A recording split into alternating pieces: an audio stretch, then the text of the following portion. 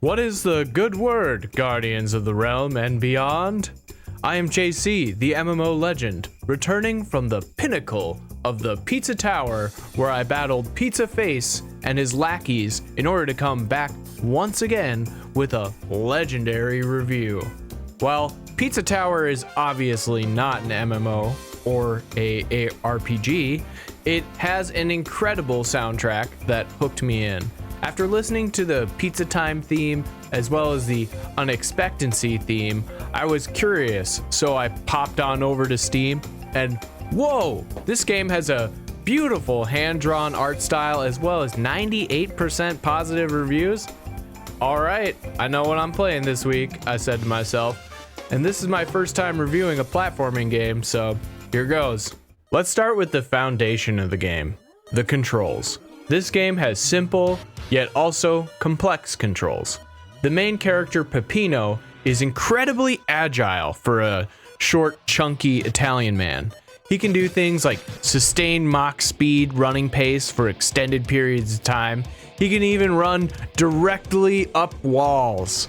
He can jump, dive, and roll around each of the level's obstacles. He also has an incredible vice-like grip and solid fists that he uses to grapple, throw, and strike Pizzaface's minions. This game came out in January 2023 and was funded through community donations on Patreon. It's not surprising then that the gameplay comes off very much like an homage to all of the classic platforming games of the 1990s. It has elements of Sonic the Hedgehog, Mario Brothers, and many others mixed into the pie, if you will. You do a lot of high-speed running in this game while making split-second decisions, which is difficult at first, but it clicks after a few hours and a couple retries.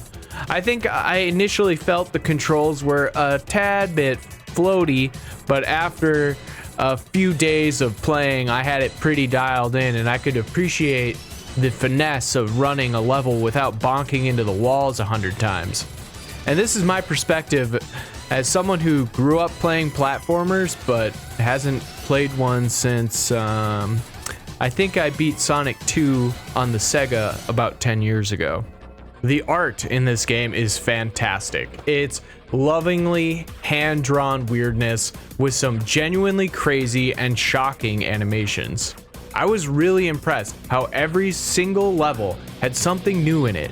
Many levels contain some kind of new ability, from becoming a living pizza blob to being blessed with holy water and able to kill ghosts, or eating a super spicy pepper and getting fire powers, all the way to an actual gun that you can use to demolish Pizzaface's army.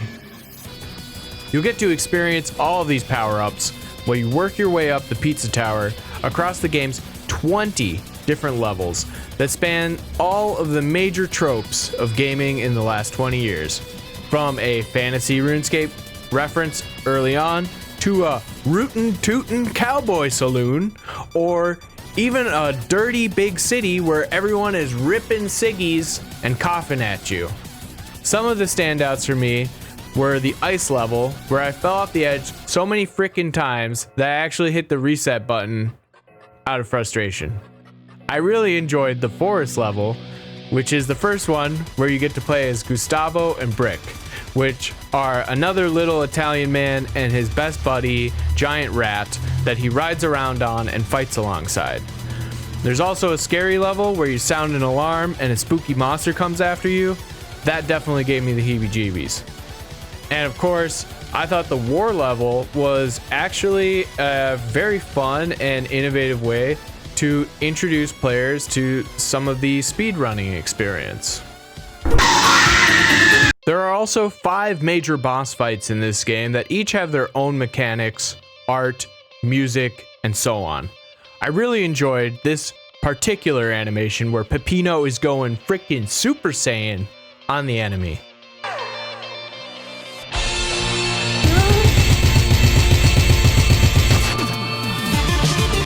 Like I mentioned at the start of the video, the soundtrack in this game goes so hard. And for those of you who don't know, I do a lot of long distance running in real life, and these fast-paced tracks instantly pass the vibe check for my running playlists. I listened to this soundtrack so many times that I felt like I should buy this game just because I should pay them directly for what I've enjoyed so far. So yeah, that's Pizza Tower. I finished my any percent run in just under 7 hours of high octane intensity.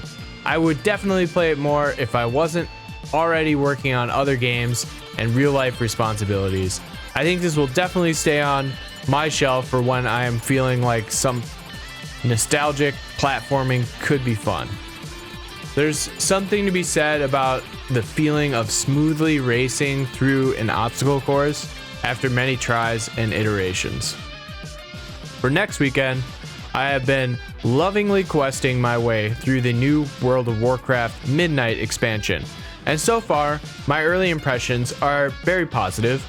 I might be biased, but it is very wonderful to see the reimagined Silvermoon City and Eversong Forest areas. I've been pleasantly surprised by the major story beats so far, but more on that to come next week. Thanks for watching this video. Hit the happy making buttons if you want to make me happy, or don't. I respect your autonomy. Goodbye.